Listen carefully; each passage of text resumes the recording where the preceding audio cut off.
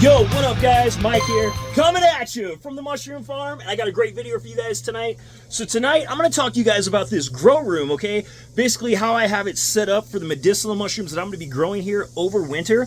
Those of you who don't know, my name is Mike. I'm a mushroom farmer. I've been farming gourmet mushrooms 9 years as my full-time job. Here's just a few clips. I'll show you guys a couple clips right here of some of my most recent grows that I've done in this room. Some of the shots of my harvests. Also some clips of the farmers markets that I've done and stuff recently. Basically, I sell all my mushrooms at farmers markets and to high-end restaurants. I'm a one-man show here on the farm. I actually built this whole farm myself from scratch. I've done all the growing of everything basically this last season.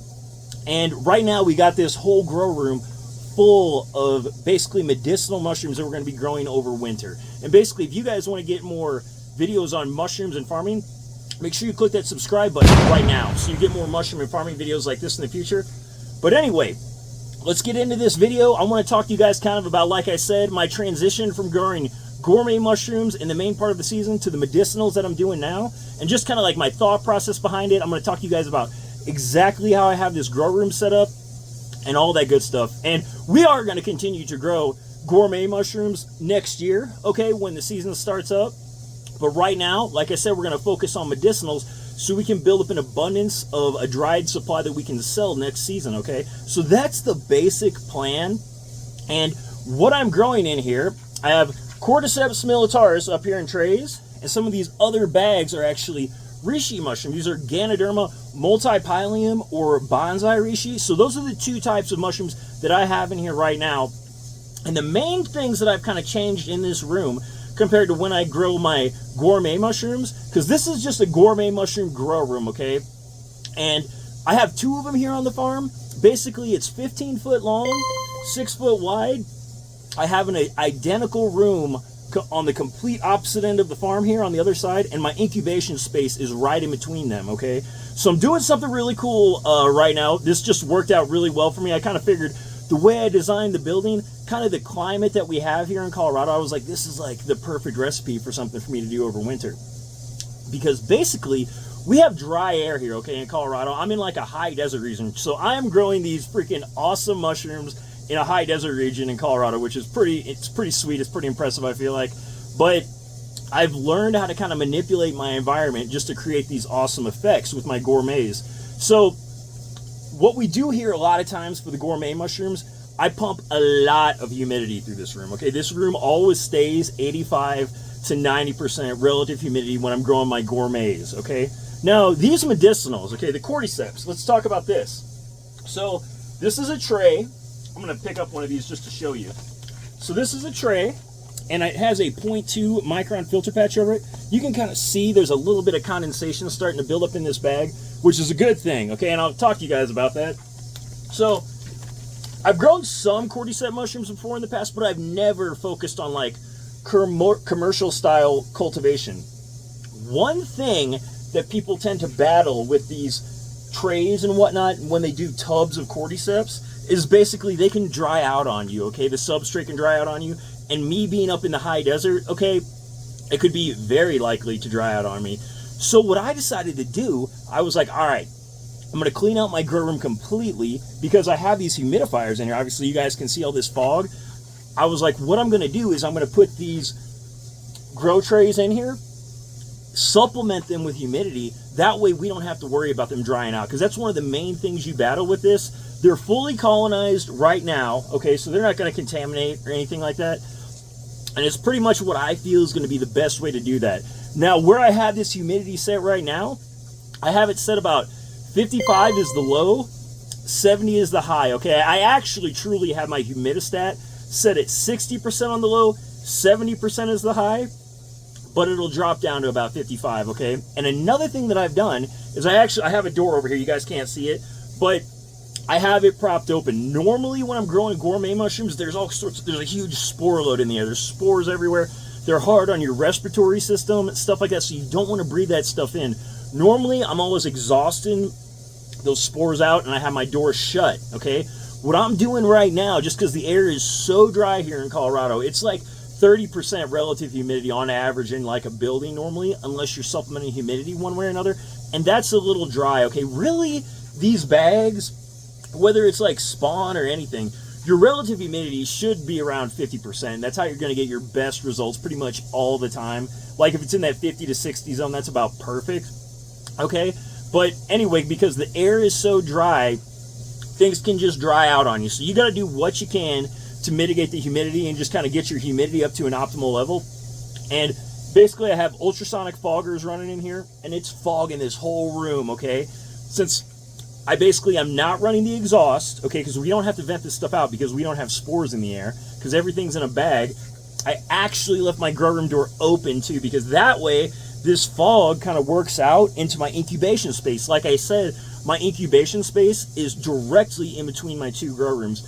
So it's going to keep my whole incubation area and my living area like kind of comfortable. Most homes, okay, like kind of where I started my business in the Midwest, basements are like 50 to 60% relative humidity, pretty much on average year round. So I really didn't have to do much of anything, okay? You could just pretty much make a bag, put it on a shelf in the basement, and you were good. You didn't really have to supplement any humidity at all. So this is like a new test for me. I've never done anything like this before, but I think it's gonna actually give us a really good result and the result we're looking for. Now, I wanna talk to you guys too about, like I said, these reishi mushrooms. Basically, I have Ganoderma multipilium or bonsai reishi in here. Now, these bags, as far as the substrate is concerned, I actually made a video about this called the best substrate for reishi mushroom. So if you're interested in growing some reishi mushrooms yourself, check that out and you guys can see exactly how I made my bags for in here. Normally what I do with reishi is I just let them sit out in the incubation area, but I wanted to move these bags in here kind of as a test. I just wanted to see how they would colonize in here. Now these bags, I actually have a 0.5 micron filter patch, okay? So this is like my standard XLSA mushroom grow bag, and I'm running the 0.5 on there just so they get some good airflow, okay? It makes them grow pretty good, grow fast, I feel like. So I'm basically testing that with this fog. I don't like to do that a lot of times just for like contamination purposes. Normally I like to have this substrate completely colonized before I put it in a grow room like this, but the humidity isn't getting that high. I know this, phone almost fell. The humidity isn't getting that high. I know the fog might look a little excessive, but right now it is 65% relative humidity in here, so it looks more than what it is, all right? But it's 65% right now. It actually feels pretty freaking good for me, man. And when it works out into the incubation area, though, it's about 55% out there. So I'm basically going to test. If I get some contamination in these bags, honestly, it's going to be probably from the humidity that is flying in here in the air before these things are fully colonized. Like I said, the Cordyceps are totally colonized. They have a smaller filter patch on them, so I don't think we're going to have any issues with these, but it's totally going to be a test right now with these 0.5 micron XLSA bags colonizing. I think they'll be okay because, first of all, reishi, especially this Ganoderma multipilium, this thing is such an aggressive strain and it colonizes really heavily, really quickly, and it can be fairly resistant to contamination, so I feel like we're going to have a pretty good result with it. But I'm going to keep you guys updated throughout this whole grow. They should be fully colonized in about 2 weeks. I have 95 reishi bags that I made in here right now, so got a big test going on, and I'm going to make some more bags this upcoming week. More of the bonsai reishi, the Ganoderma multipilium. I'll make probably about another 95. I can put, I don't know, probably about 60 more bags in here before I have to start rearranging shelves, kind of as is.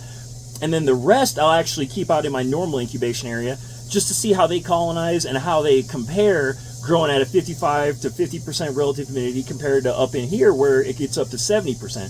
So we'll have a couple good tests to kind of see what the best way is truly to set up these reishi mushrooms and stage them for commercial purposes for me here in the winter. Like I said though, normally I've done big grows in the Midwest and the humidity is a little higher there in general, so it's a little bit easier.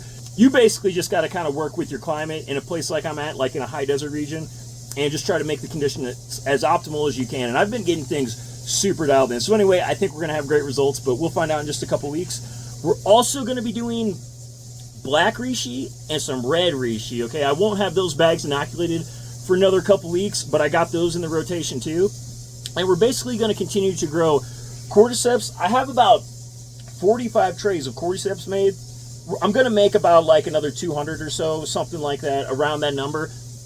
I've got strains from Appalachian gold fungi, and I have strains from terrestrial fungi, okay? I have not put any of the terrestrial fungi strains in here right now, but I have all the Appalachian gold fungi strains in here. I'll just kind of show you guys real quick kind of what it's looking like. Let me flip this camera around. Here's some of the Appalachian gold fungi, Cordyceps. I have several different recipes that I'm trying for this bulk substrate too. You can see they're all turning orange, which is really nice. I mean, that's what you want. These things colonized, by the way, in 4 days. Okay, so they colonized super fast, ready to get under some light. Basically, the whole procedure with these things is when you make the substrate and make the bag, and I will show you guys my basic procedure in just a couple weeks here how I'm doing this. But basically, when you make these things, after you inoculate them, you make the trays, you seal the bag, you cover them up, okay? I cover them up and you keep them in complete darkness for 4 days until they're fully colonized, and then you give them some light. And now they're in here, they're getting their light. We should start seeing some fruit bodies develop up within the next couple days here. Actually, I'm thinking within about a week, we should see some fruits start to pop up out of here. And it'll be sweet, man. I'm super stoked to see how these things do in here. Look how orange that one is, man. That's beautiful. That was actually this batch right here. It's just soybean meal and brown rice, mainly brown rice. Okay, it's like this one is 4 parts brown rice, 1 part soybean meal, and that's it. I inoculated the bag with 500 milliliters of culture. I can basically make 3 of these trays from 1 bag. So there's probably, I don't know, 150 milliliters, 175 milliliters of culture in this tray itself, okay? Because like I said, I can make 3 trays from 1 6-pound bag that I inoculate with 500 milliliters of liquid culture. I have tried some. You can see this batch I did with 250 milliliters of liquid culture. And we're just going to see if we see a difference with these. We may not. But we'll know in a couple weeks when it's time to harvest. I'm super stoked to see the harvest. All right, guys, so that's the basic plan right now. Cordyceps and reishi mushrooms over winter, all right, for the next couple months. And then as we start phasing into spring, we're actually going to take all these out of here. I'm going to have turkey tail incubating and kind of just staged and ready. And then we're going to bring in the turkey tail bags when it's springtime, maybe a couple lion's mane bags. And we're going to jack that humidity back up, kind of have it normal, exhaust the air, shut the doors. I will be doing turkey tail and lion's mane as we kind of phase in the springtime. But anyway, I just wanted to kind of show you guys the cool stuff I'm doing here with this grow room right now. Show off some of my Cordyceps and some of my reishi bags that I got going. If you guys got any questions for me or anything like that, drop down below in that comment section. If you guys have any videos you want me to make for you or anything like that, just drop that down below in that comment section. But hopefully you guys found this helpful and informative. If you did, please drop this video a like. Subscribe to the channel if you haven't already. But that's all I got for you on this one, and I'll catch you guys on the next one.